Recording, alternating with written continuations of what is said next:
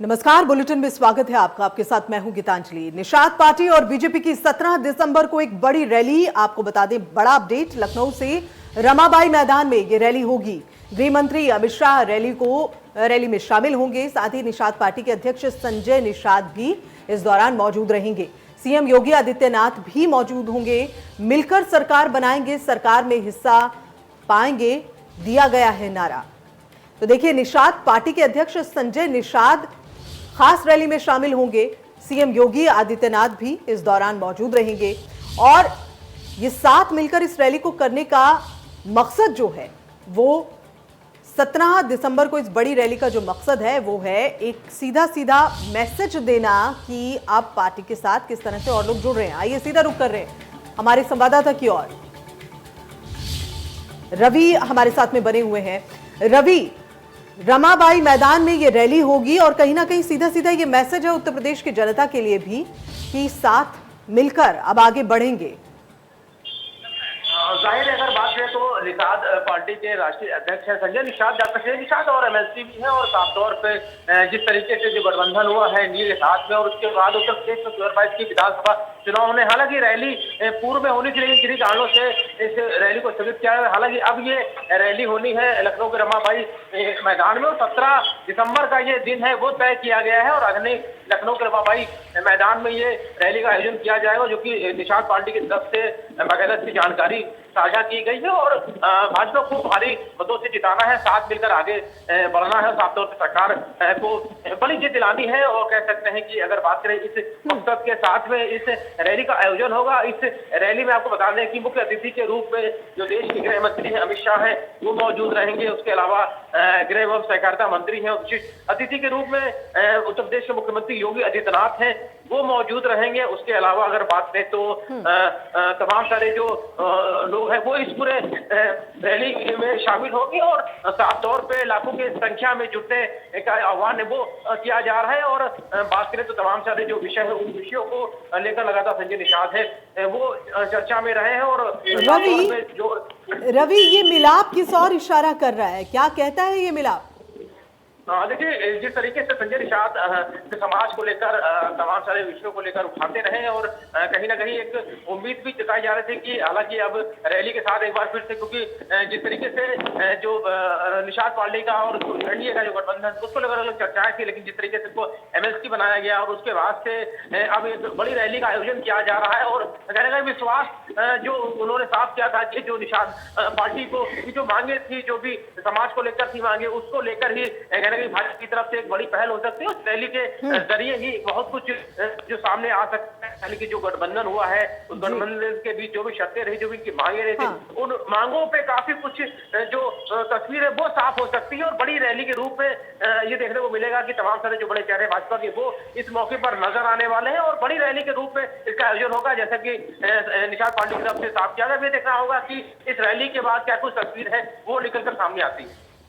जाहिर सी बात है रवि, और अब इस रैली में कहीं ना कहीं एक साफ तौर पर मैसेज है कि अब साथ साथ मिलकर चलेंगे और आने वाले वक्त में ये तय होगा कि इस रैली का कितना फायदा होगा। बहुत बहुत शुक्रिया रवि इस पूरी जानकारी को हम तक पहुंचाने के लिए। और प्रधानमंत्री नरेंद्र मोदी ने बलरामपुर में 9,800 करोड़ रुपए की लागत से तैयार सरयू नहर राष्ट्रीय परियोजना का उद्घाटन किया और इस दौरान प्रधानमंत्री मोदी ने परियोजना के अधर में लटके रहने को लेकर पूर्ववर्ती सरकारों पर निशाना भी साधा। उन्होंने कहा कि सरयू नहर राष्ट्रीय परियोजना का पूरा होना इस बात का सबूत है, जब सोच ईमानदार होती है तो काम भी दमदार होता है। पीएम मोदी ने यह भी कहा कि आज से करीब 50 साल पहले सरयू नहर राष्ट्रीय परियोजना पर कार्य शुरू हुआ था। जब इस परियोजना पर कार्य शुरू हुआ था तब इसकी लागत 100 करोड़ रुपए से कम थी। आज ये लगभग 10,000 करोड़ रुपए खर्च करने के बाद परियोजना पूरी हुई है। पीएम मोदी ने तमिलनाडु हेलीकॉप्टर क्रैश में जान गंवाने वाले सभी वीर सपूतों को श्रद्धांजलि दी, उन्हें नमन किया। पीएम मोदी ने कहा कि देश के पहले सीडीएस जनरल बिपिन रावत जी का जाना हर भारत प्रेमी के लिए एक बड़ी क्षति है। सरयू नहर परियोजना को लटकाया भी भटकाया भी। आज से करीब 50 साल पहले इस पर काम शुरू हुआ था। आप सोचिए 50 साल के बाद आज इसका काम पूरा हो रहा है। जब इस परियोजना पर काम शुरू हुआ था तो इसकी लागत 100 करोड़ रुपए से भी कम थी। आज ये लगभग 10,000 करोड़ रुपए खर्च करने के बाद पूरी हुई है। 10,000 करोड़ कितना कितना पहले होना था 100 करोड़ में, आज हुआ 10,000 करोड़ में। मैंने पहले की कितनी ही सरकारें देखी है, उनका कामकाज भी देखा है। इस लंबे कालखंड में जो मुझे सबसे अधिक अखरा, जिससे मुझे सबसे ज्यादा पीड़ा हुई है, वो है देश के धन, देश के समय और देश के संसाधनों का दुरुपयोग, उसका अपमान। जिन्होंने नहीं किया वे आपके गुनहगार है कि नहीं है? आपके गुनहगार है कि नहीं है? ऐसे लोगों को आप सजा देंगे कि नहीं देंगे? पक्का देंगे? मेरे प्यारे भाइयों बहनों, पहले की सरकारों की लापरवाही की 100 गुना ज्यादा कीमत इस देश को चुकानी पड़ी है। दशक कौन से आप इसके पूरे होने का इंतजार कर रहे थे। घाघरा, सरयू, राप्ती, बाणगंगा और रोहिणी की जल शक्ति अब इस क्षेत्र में समृद्धि का नया दौर लेकर आने वाली है। बलरामपुर के साथ साथ बहराइच, गोंडा, श्रावस्ती, सिद्धार्थनगर, बस्ती, गोरखपुर, महाराजगंज और कुशीनगर के सभी साथियों को,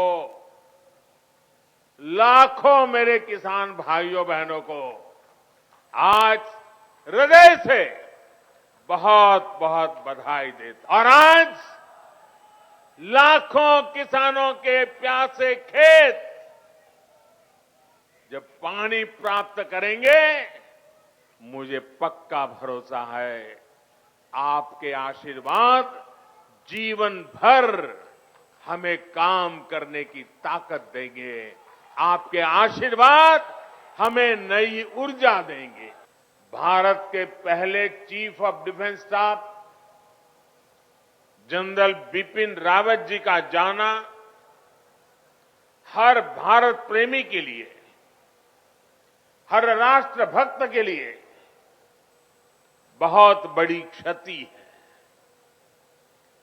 जनरल बिपिन रावत जी जितने जांबाज थे, देश की सेनाओं को आत्मनिर्भर बनाने के लिए जितनी मेहनत करते थे, पूरा देश उसका साक्षी रहा है। और प्रधानमंत्री नरेंद्र मोदी ने यूपी के 9 जिलों को ऐसी सौगात दी है जिसका इंतजार लोगों को काफी वक्त से था। पीएम मोदी ने बलरामपुर के हसौडौल पहुंचकर 318 किलोमीटर लंबी सरयू कैनाल परियोजना का लोकार्पण किया और इस दौरान पीएम मोदी ने कहा कि डबल इंजन की सरकार की सोच ईमानदार है, तभी काम दमदार है। प्रधानमंत्री मोदी ने विपक्ष पर तंज कसते हुए कहा कि हम सुबह से इंतजार कर रहे थे कि शायद कोई सूचना मिल जाए कि किसी ने फीता काटा है। प्रधानमंत्री नरेंद्र मोदी की जनसभा के बाद हमारे संवाददाता ने तमाम लोगों से खास बातचीत की है।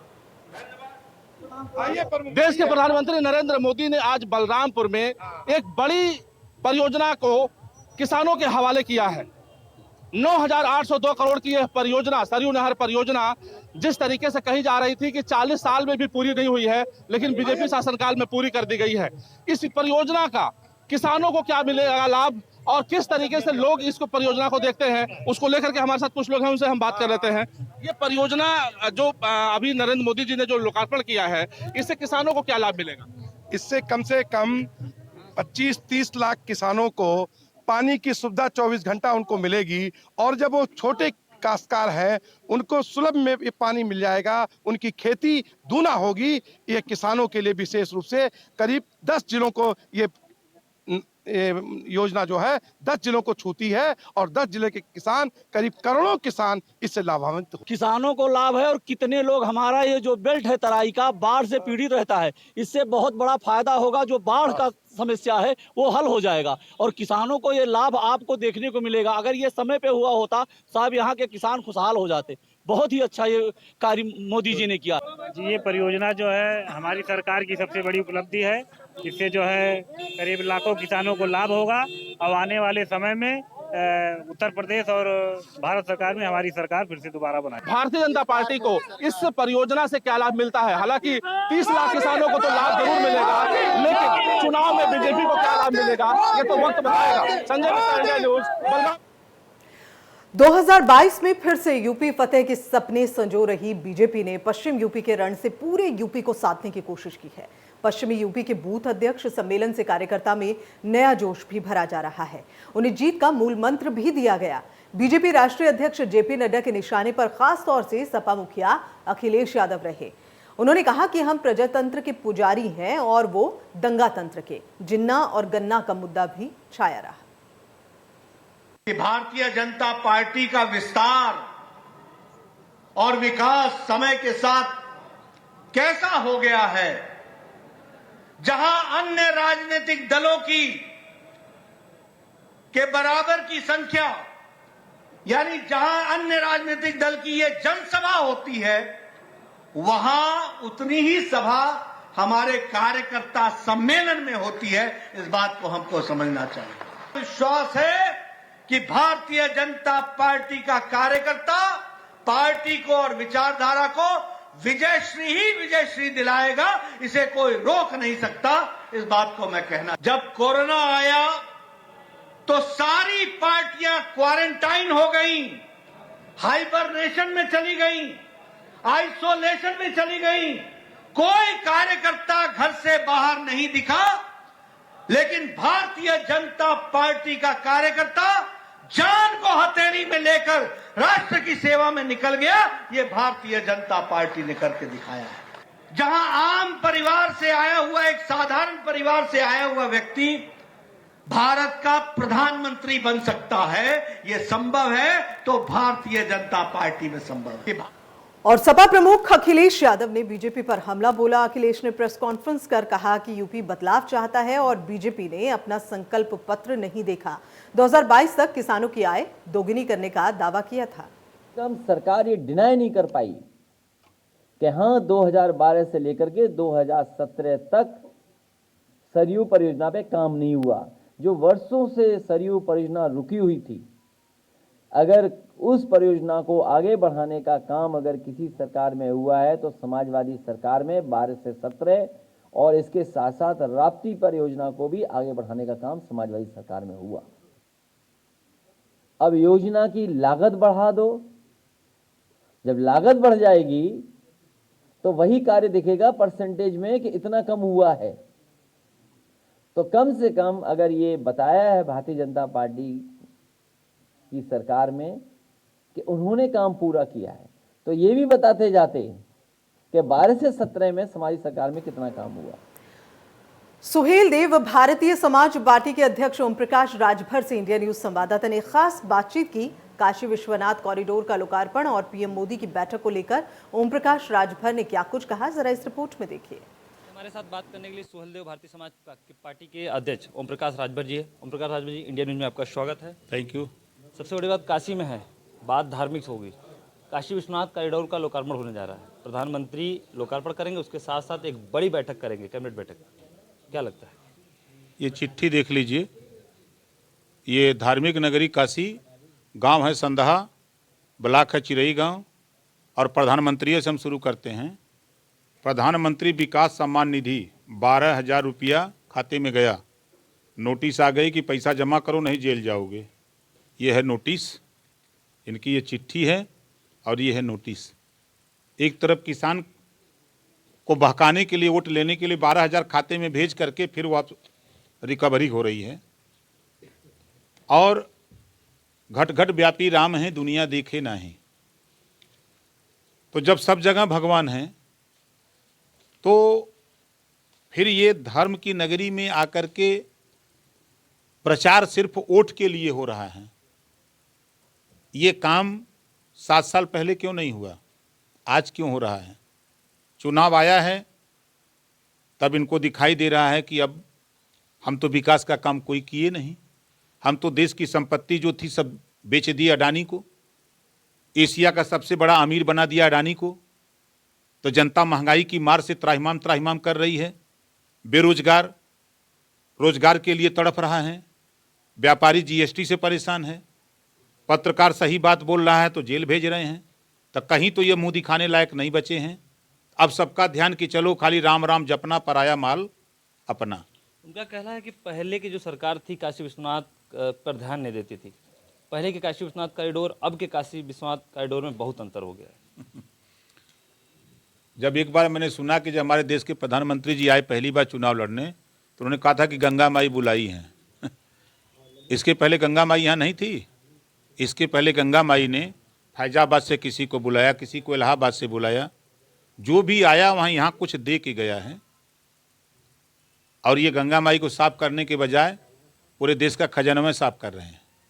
अगर गंगा माई साफ हो गई हैं तो योगी जी आने वाले हैं, मोदी जी आने वाले हैं, ये लोग बिस्लरी का पानी क्यों पीते हैं? ये गंगा मैया का पनिया कहे नहीं पीते? पनिया पिएंगे तो लदिया फट जाइए। भाजपा के ट्विटर हैंडल पे एक ट्वीट किया गया था जिसमें आप पे और अखिलेश यादव पे तंज कसा गया था कि ये गठबंधन नहीं, ये ठग बंधन है। हाँ, इस नाते कि जब हम उनके साथ रहे तब तो रासलीला था, हट गए तो करेक्टर ढीला है। हैं? जब उनसे हम एक समान अनिवार्य शिक्षा की बात करते हैं, फ्री शिक्षा की बात करते हैं तो बुरा लगता है, घरेलू बिजली का बिल माफ़ करने की बात करते हैं तो बुरा लगता है, हम प्रदेश में सामाजिक न्याय समिति की रिपोर्ट लागू करने की बात करते हैं तो बुरा लगता है, हम गरीबों का इलाज फ्री में करने की बात करते हैं तो बुरा लगता है, हम अगर प्रदेश में अमन चैन की बात करते हैं तो उनको बुरा लगता है। अगर अखिलेश यादव जातिवार जनगणना करा करके सबको रोटी, कपड़ा, मकान, शिक्षा की व्यवस्था कराना चाहते हैं तो ठगबंधन दिखता है। माने सारी पार्टी एक तरफ और भाजपा एक तरफ। ना, ओम प्रकाश राजभर बनाम भारतीय जनता पार्टी, और सब लोग पीछे रहेंगे, अकेले हमारे पास कुवत है इनसे लड़ने की। भाजपा के किए वोट दे ये बताइए? साढ़ जौन तौन परेशान के लिए किसानन के जाई के कुल ये समय अड़कर मटर है, आलू है, गेहूँ चर जात हो, धंधा ले परेशान हूँ। हमरे बगलिए एक कोयरी बेचारा रहा 12-20 का अड़कर मटर चर गए, हमारे यहाँ फोन कैलस, कहो नेता का हाल? हमके ठीक था तोहार, कहें हमारे साढ़ जौन तौन 12-20 अड़कर मटर चर गए, हमके वोट के दे रहा? कहें भाजपा के। हमके इधमों दे दे, कहाँ इधमा पर डंडा लेके बैठे आ जाए बूथे पर बैठे नहीं, कौन भाजपा के वोट देला? ये तो खुद इनकर सड़वा इनकर वोटवा ली जाता चरता, इन्हें के वोट दे? नौजवान लात खाता हो लखनऊ में, लात खा के वो आवत हो, मांगे गलो हमारा हिस्सा दे, 27% रिजर्वेशन, 22%, 69,000 शिक्षक भर्ती का मामला हो, 68,500 का मामला हो, 12,850 का हो, और चाहे 72,234 का मामला हो, सब में तो लूट लिया योगी जी ने, भारतीय जनता पार्टी ने।